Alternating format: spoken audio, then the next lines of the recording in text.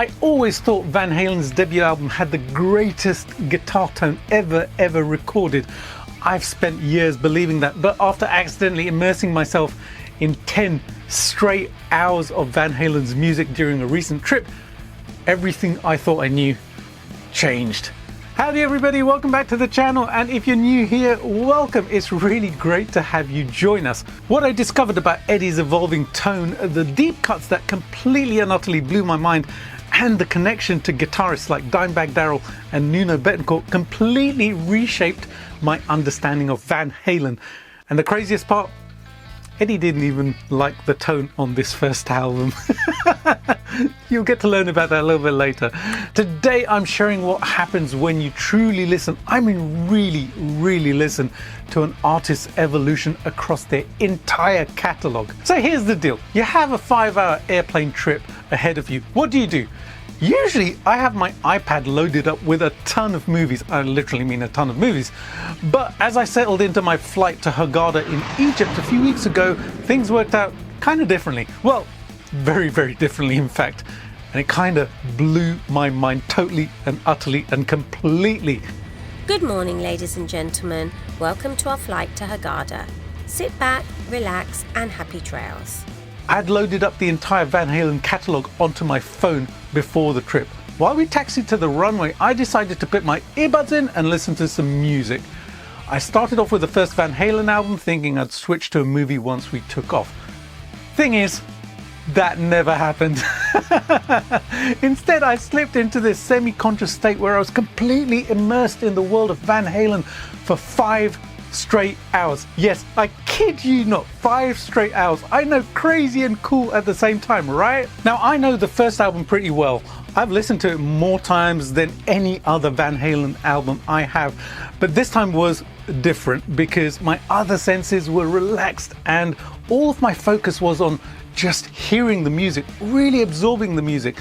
As the tracks played, Running with the Devil, Eruption, You Really Got Me, Ain't Talking About Love, I really started to hear the compositions, the structure, and especially the fire with which Eddie was playing guitar, and that guitar tone. Oh my goodness.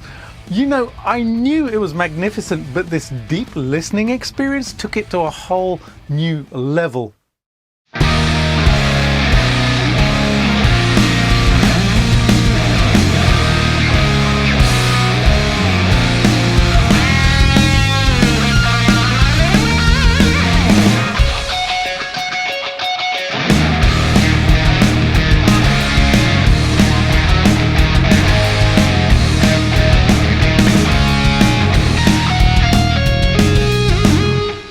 Then something completely unexpected happened. I put on Van Halen 2, and as soon as Eddie starts playing on You're No Good, I heard it.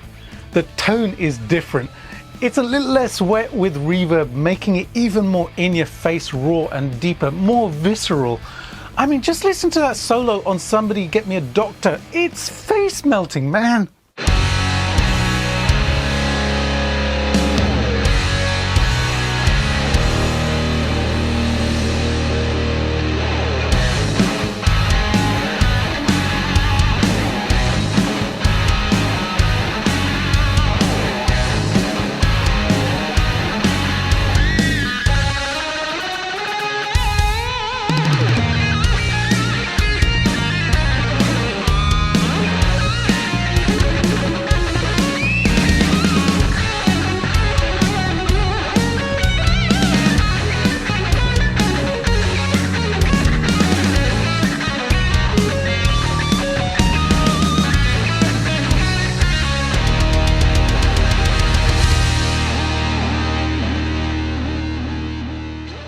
And you know, I actually felt a little bit guilty, like I was cheating on a girlfriend or something.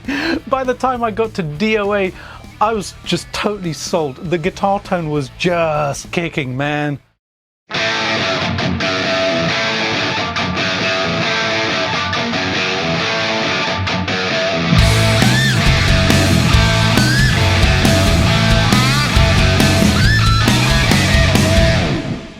But then Women and Children First comes on. After the initial Wurlitzer through martial coolness of And the Cradle Will Rock, Edward plays the first sustained chord on Everybody Wants Some. As I'm telling this story, I can feel the shivers down my spine. I had found a new favourite Van Halen tone. Instantly, seriously, it was just mind-blowing.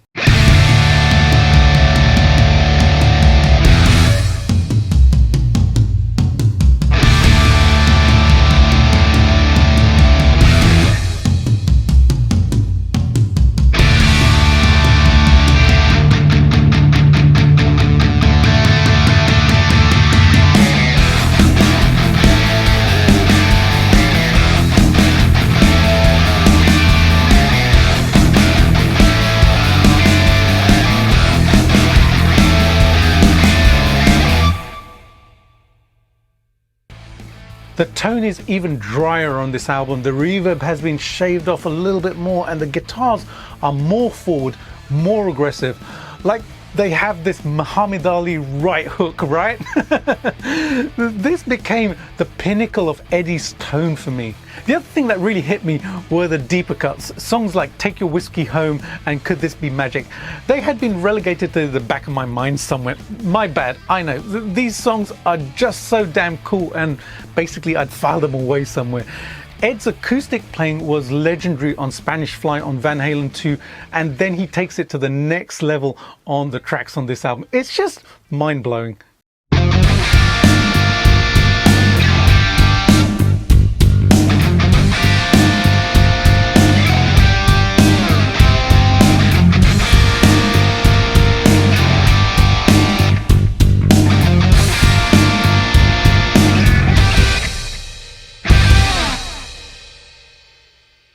And then there's the intro to Loss of Control. You know the first thing that comes to mind when I hear that? Dimebag Darrell. I hear that. I hear his playing in that riff. I totally hear some Pantera riffs in that. I know where he got it from. Mind truly and utterly blown. I keep saying it, I know, it was just a revelation, man. I know Darrell was a huge fan of Eddie Van Halen, so it makes complete and utter sense, but joining these dots, that was a pretty damn special moment. And I also hear snippets of Nuno Bettencourt in the solo to Take Your Whiskey Home. Well, actually, it's the other way around, right? I hear snippets of Eddie in Nuno's playing, but you know what I mean. Snacks will be available shortly, and we know everybody wants some. As I slipped in and out of semi-consciousness, I continued to listen to Fair Warning. This is a much darker vibe for a Van Halen album. Gone is the party time, and it's a little bit more serious and with darker lyrics as well. It's obvious there were tensions in the band at this point in time.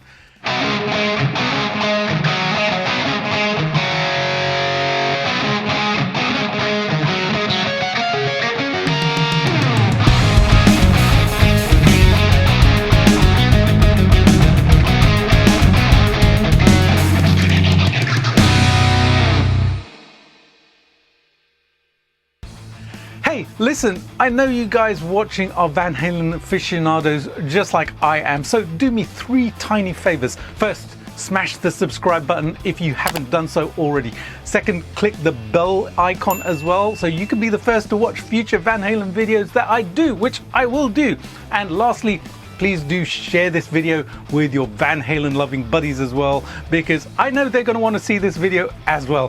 Thanks so much, you guys rock. Okay, let's get back to Fair Warning. Now the guitar tone on this album is absolutely exceptional as well. I'm torn between this and Women and Children First as my favorite Van Halen tone. They're both such incredible and inspiring guitar tones. Which is your favorite? Let me know in the comments below. Even with the darker moments on this album, there are some incredible riffs and licks. Just listen to that stunning riff on Hear About It Later. I love that. It has such a cool flow. That's the type of riff I like to play and write as well.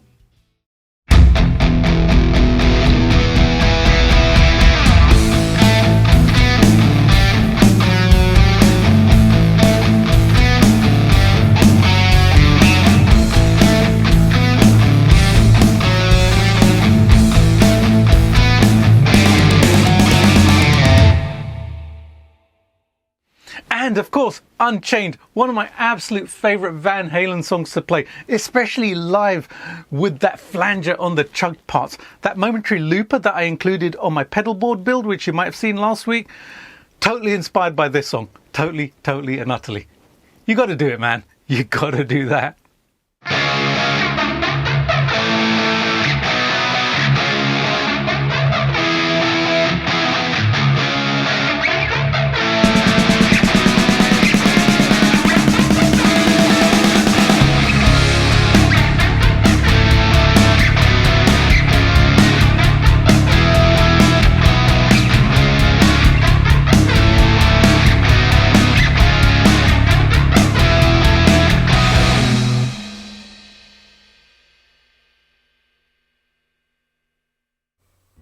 Duty free will be available shortly, and today we have some exclusive offers that will light up the sky. Look, by this stage, I was kicking myself a little bit. Why did I not pay more attention to Van Halen back when I started playing? I was so tunnel visioned with just one guitarist. I put all my eggs in one basket. And with hindsight, that was a huge mistake. I totally own that. I gravitated more towards the darker, more serious vibe that George Lynch had, because life was very dark for me in the late 80s and through the 90s when I was in my late teens and early 20s and had just started playing guitar. Look, I have absolutely zero regrets about learning all of the amazing music that I did. In fact, I'm really grateful for that part of my musical life. My life is just different now, and the high energy, good vibes, party time vibe that Van Halen displays resonates with me so much more these days. And Eddie's smile, oh my god, that's ever so infectious, right? You cannot help but love that. I know there are going to be some naysayers shouting at the screen right now, "You're just trying to be a Van Halen clone, play some original music." Let me address this really quickly. As a guitar teacher with 20 years worth of teaching experience, I encourage everybody to study great players. Why? Because by listening to and learning from these masters, we actually find our own voices on guitar. We learn interesting licks and riffs which inspire our own writing and playing. So to the naysayers, have at it, man. I've learned more from doing this than you will from hating on it. Go for it. Just learn what you want to. If you have a favorite guitar player or a favorite musician, learn from them, because trust me, you'll find your own identity within all of that music which you're listening to and learning, just like I have.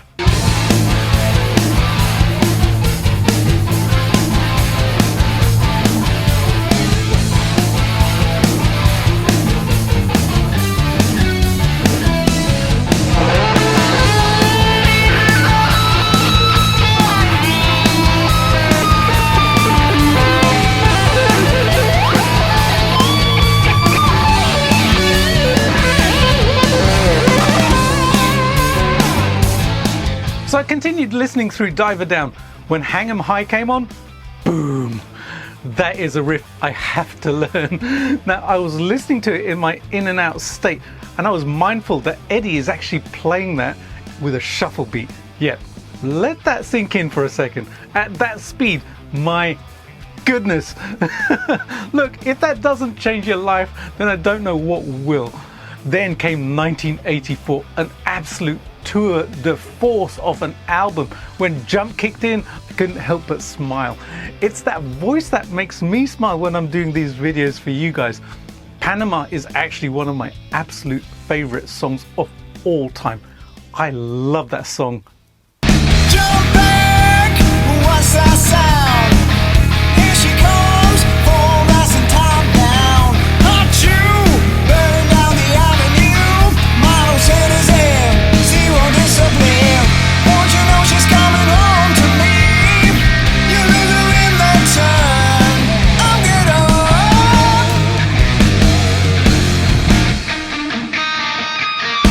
Panama, Panama.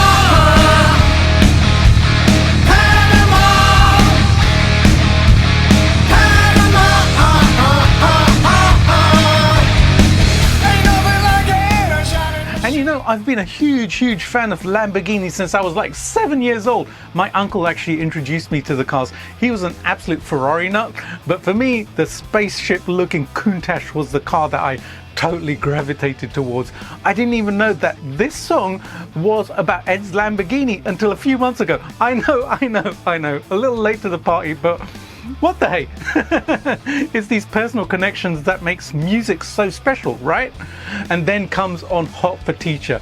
I actually just watched an amazing video on the Audio Mover YouTube channel about this song. You guys should totally check that out if you like Van Halen stuff. It is really awesome. Eddie's playing is always off the scale, but on this one, with its fast shuffle rhythm and solo, that solo is just incredible. Well, how can you not love that? I've played that song live actually.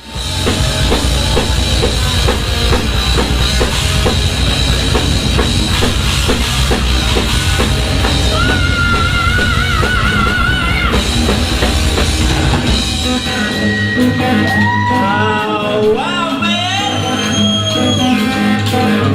Listen, what do you think the drummer's gonna look like this year?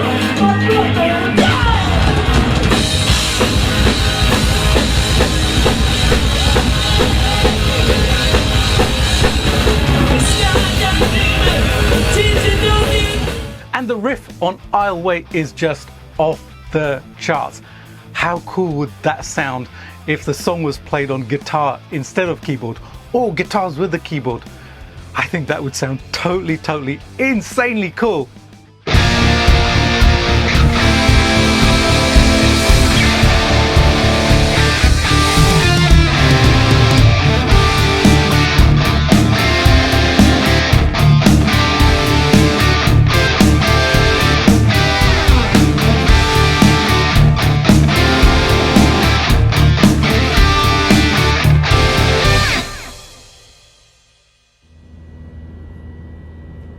Thank you for flying with us today, and don't forget, take your whiskey home.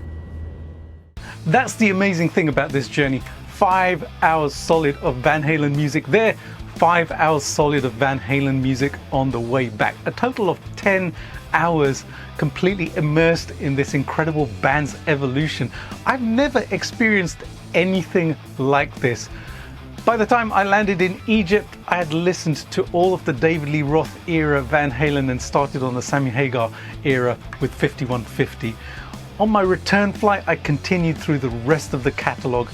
That might be the subject of a future video. Let me know in the comments if you'd like a part 2 covering the Van Hagar era. And you know what the biggest mind-blowing moment was of all? Well, it came while I was lounging on that beach in Egypt, diving into the book Eruption: Conversations with Edward Van Halen by Brad Tolinski and Chris Gill. It was right there in black and white. That tone on the first album, well, it wasn't Eddie's favorite. He didn't actually like the tone of the first album, the very tone I'd worshipped for years. He thought that Ted Templeman had drenched the guitars and in fact the rest of the instruments and the album in too much reverb, making them too wet. There was a purpose to it because it created that whole big live sound and the stereo guitars, but it wasn't his favorite. Talk about validation. That guilty feeling I had when preferring Women and Children first tone, well, it kind of disappeared. I wasn't crazy after all. When you listen to the albums back to back like I did, you can literally hear Eddie fighting to reclaim his sound with each album, drying it out just a little bit more each time, making it more aggressive.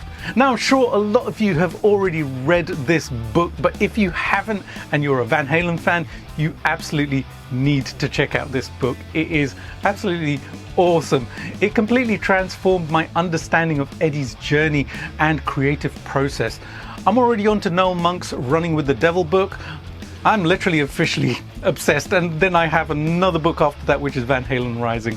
I'm going to be reading for a while. This journey has really opened up my eyes and given me a new direction to explore in guitar playing and my own music. It's why I've done around 10 Van Halen inspired videos over the last 12 months and written 5 Van Halen inspired songs. The whole experience has been kind of spiritual for me because it does feel like an awakening. I've been blessed to have learned and played some amazing music over the years, which I'm totally and utterly grateful for, and I love what I do. Every day I come into my studio here and I'm like a kid in a candy store again. Once in a while though, something happens that gives you that utter feeling like it's the first time again. This is one of those moments. It feels like a renewal of my love of music, a renewal of my passion for playing guitar, and most of all, I've fallen in love with Van Halen's music all over again. It literally feels totally and utterly amazing. I would encourage anybody to do a listening marathon of any artist that you truly love. It gives you a fantastic perspective on their evolution, and you may discover things that you never expected, just like I did. I'm curious, what is your favorite Van Halen album and guitar tone? Let me know in the comments below, because I would love to hear. We all hear different things in music, and that's what makes these discussions so fascinating. And for you tone chasers, I've created an exclusive deep dive video on my Patreon where I show you exactly how I dialed in these iconic Van Halen tones. The ones from DOA, Everybody Wants Some, Take Your Whiskey Home, Hear About It Later, and I'll Wait, which you heard on this video. Yeah, you'll see my every setting, my amp, the pedal that I used, and all the techniques to nail these sounds. Plus, you'll be able to download the impulse response I specifically created to capture that classic EVH vibe, completely free. Yep. So go and check it out. If you're a total gear nerd like me who loves to dive into the details of tone, I'd love for you to join our awesome community of tone chasers where we geek out about stuff like this all the time. Okie dokie, guys and girls, if you enjoyed this, you know what to do. Smash that subscribe button, hit the bell, drop a comment, and share it with your Van Halen loving friends. Have an absolutely amazing day and go and play some Van Halen. And if you're not a guitar player, then listen to your favorite Van Halen album. Have an amazing day, and remember to dance the night away. Da-dam. See you in the next video. Peace out.